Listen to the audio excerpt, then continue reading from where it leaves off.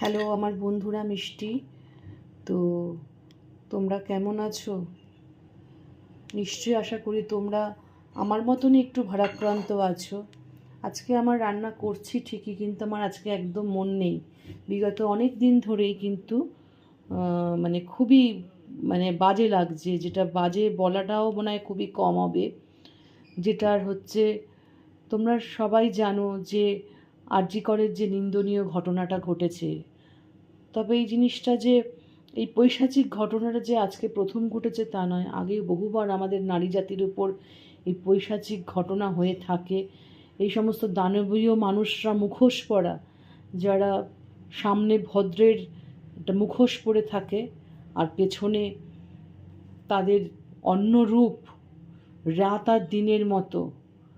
তো তার প্রতিবাদে আজকে রাত্রি 11:55 একটা রাত জাগা মহিলাদের জন্যে আমরা চাই মেয়েরা যাতে এর থেকে বেরিয়ে আসতে, এর শিকারের থেকে বেরিয়ে আসতে। জানি বেরোনোটা খুবই কষ্ট, বেরোনো হয়তো কোনো দিন হবেও না, তাও চেষ্টার তো কোনো শেষ নেই। তা আমিও চাই তোমরা সবাই সবার মতন করে ধিক্কার জানাও, প্রতিবাদ জানাও। তো আজকে ওই জন্যে কোনো ক্রমে করছি রান্নাটা তোমাদের সাথে, সিম্পল রান্না, একটা ডিম কষা করব। তো একদমই ভালো লাগছে না। আগামীকাল আমাদের দেশ স্বাধীনের দিন, 15ই আগস্ট। কিসের দেশ স্বাধীন বলো তো? এটাকে কি দেশ স্বাধীন বলে?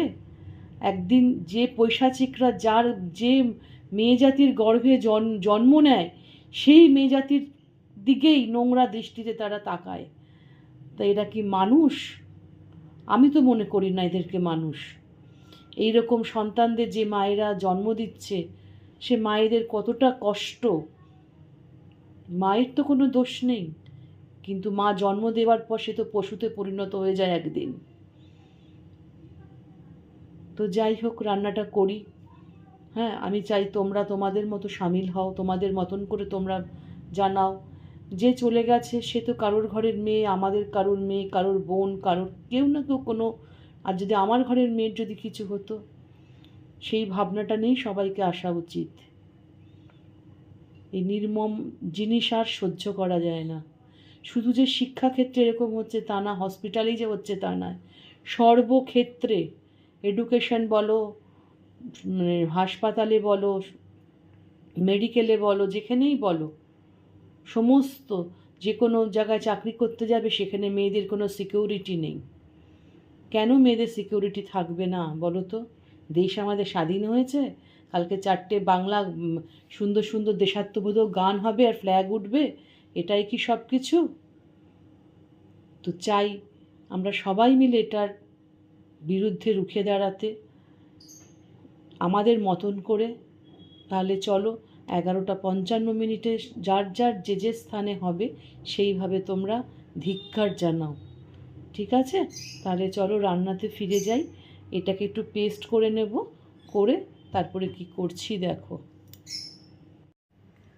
এখানে আমি কি করেছি বলো তো, ডিমটাকে বয়েল করে রেখেছি আর আলুগুলোকে কেটেও খানিকটা বয়েল করে রেখেছি। রেখে এর মধ্যে হলুদ দিয়ে দিয়েছি, নুন দিয়েছি, আর হচ্ছে একটু লঙ্কার গুঁড়ো দিয়ে ভালো করে মাখিয়ে নেব। নিয়ে এটাকে একটু ভেজে নেব, একটু আলগা হাতে এটাকে একটু মাখিয়ে নাও, নিয়ে এটাকে একটু ভেজে নিই। আর এদিকে আমার পেস্ট রেডি হয়ে গেছে। কড়াইতে দিয়ে দিয়েছি সর্ষের তেল, খুব ভালো করে গরম করে নিয়েছি। নেওয়ার পরে কি করছি, ডিমগুলোকে ভালো করে ভেজে নেব।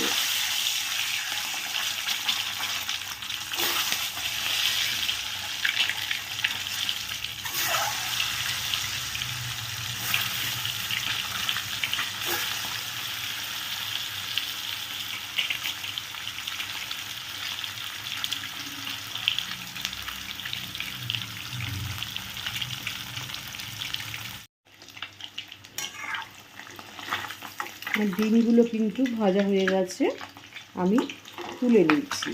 আর বাইদাবাই তোমাদেরকে বলি একটা কথা, আমি তোমাদেরকে সুপ্রভাত বা গুড ইভিনিং কিছুই জানাইনি, মনটা ভারাক্রান্ত বলে। যাই হোক, আমি কিন্তু আজকে প্রিপারেশনটা করছি বিকেলবেলা, রাত্রে ডিনারের জন্য এটা বানাচ্ছি। এবারে আধা সেদ্ধ আলুগুলোও দিয়ে দেবো।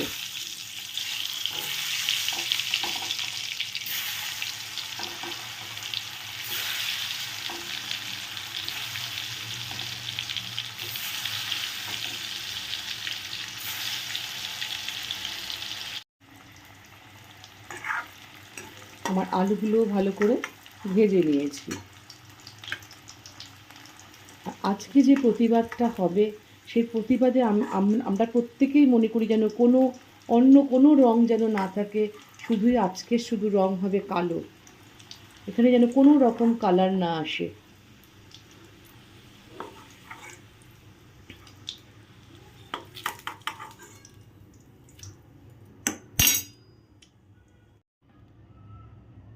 তেলের উপর দিয়ে দিচ্ছি একটু চিনি, জাস্ট কালারের জন্য। এটা ক্যারামেল টাইপের কালার আসে, খুব সুন্দর, তো সেই জন্যই চিনিটা দেওয়া। চিনিটা দেওয়ার সাথে সাথে কী করছি, এর মধ্যে গোটা গরম মশলা দিচ্ছি, এলাচ, দারচিনি আর লবঙ্গ।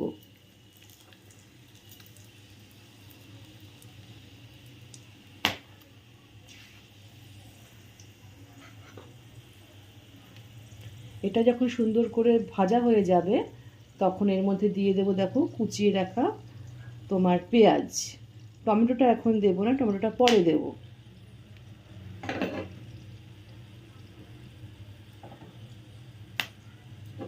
আমার এগুলো হয়ে গেছে, গরম মশলাগুলো, এবার দিয়ে দিচ্ছি পেঁয়াজ।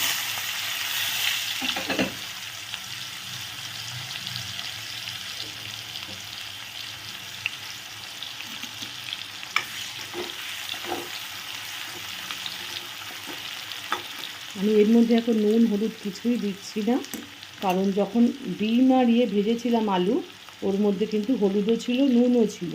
আমি পরে যা দেবার দেবো। আমার পেঁয়াজটা যখন একটু নরম হয়ে এসছে তখন আমি কি করছি, ওর মধ্যে যে পেস্ট তৈরি করে রেখেছি ওটা দিয়ে দিচ্ছি। আর পেস্টের মধ্যে আমি একটু পরিমাণ মতো নুন আর হলুদটাও দিয়ে দিয়েছি।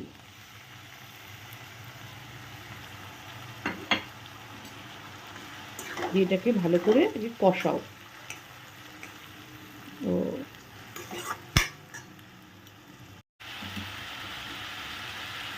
কালারের জন্য দিয়ে দিচ্ছি একটু কাশ্মীরি মির্চ।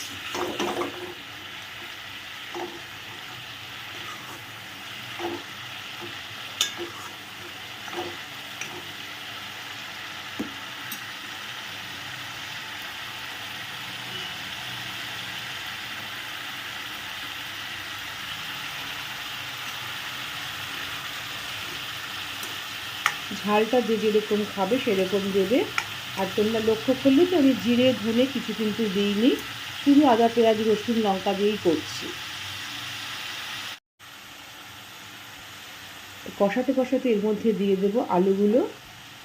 তাহলে কী হবে, আলুর মধ্যে জুসটা ঢুকে গেলে স্বাদটা খুব ভালো হয়ে যাবে।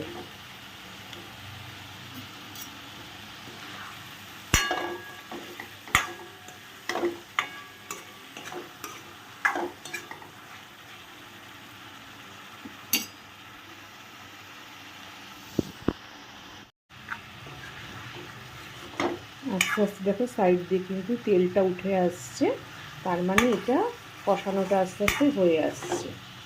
এই অবস্থায় দিয়ে দেবো 4 ফালি করে কেটে রাখা টমেটো।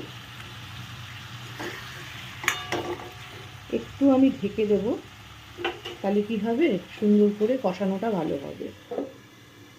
একদম লো করে ঢাকবে।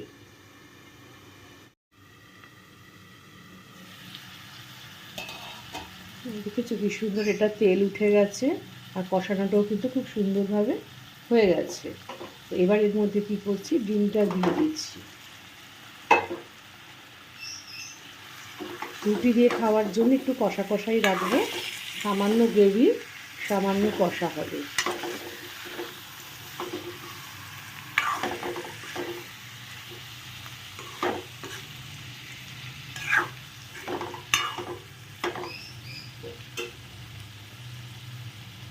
দিয়ে দেবো অল্প একটু জল। জলটা দিয়ে ফ্লেমটা কিন্তু বাড়িয়ে দেবে, কারণ আমার কিন্তু প্রত্যেকটা জিনিস সেদ্ধ হয়ে আছে যেহেতু, আমার সময় বেশিক্ষণ লাগবে না।